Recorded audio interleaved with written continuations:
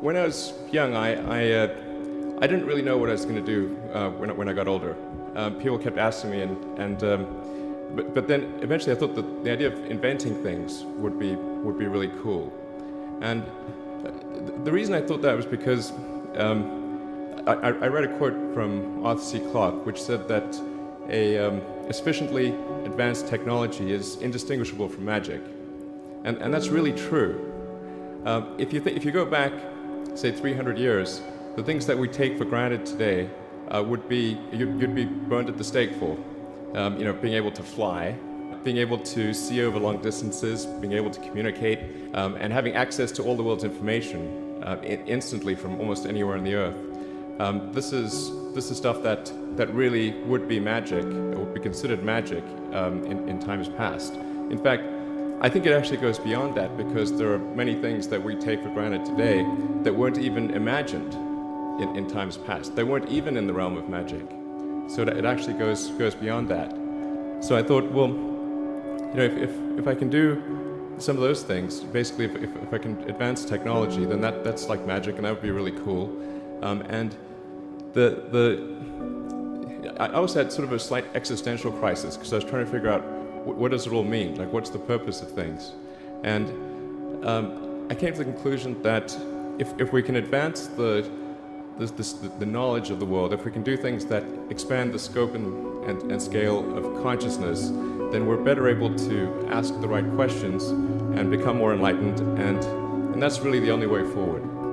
I think about what technology solution is necessary in order to achieve the particular goal, and then try to make as much progress in that direction as possible. I think being a multi-planet species and being out there among the stars is important for the long-term survival of humanity.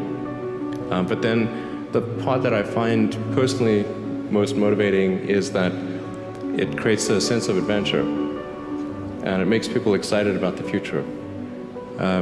If you consider two futures, one where we are forever confined to Earth until eventually something terrible happens, or another future where we are out there on many planets, maybe even going beyond the solar system.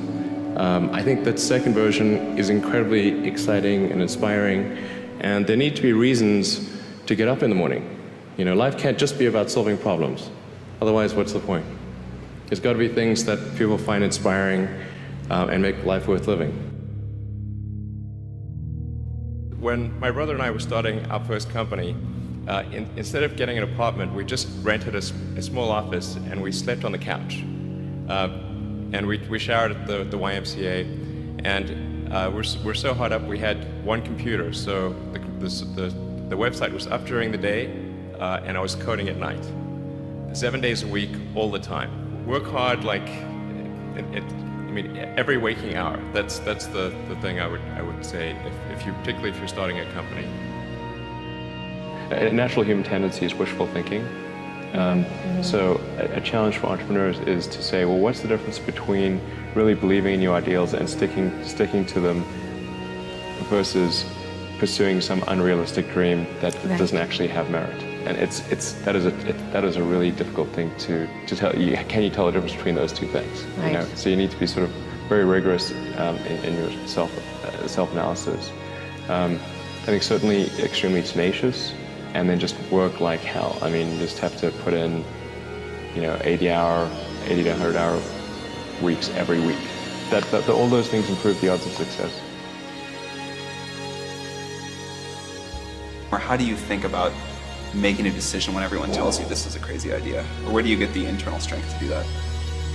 Well, first of all, I'd say I actually think I feel fear quite strongly.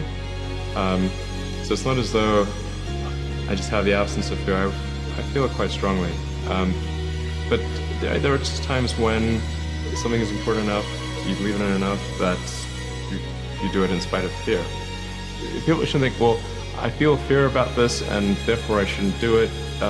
It's normal to feel fear. So you just feel it and let the importance of it drive you to do it anyway? If you just accept the probabilities, then that diminishes fear. Drive overrides fear.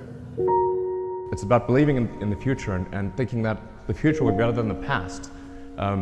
And I can't think of anything more exciting than going out there and being among the stars.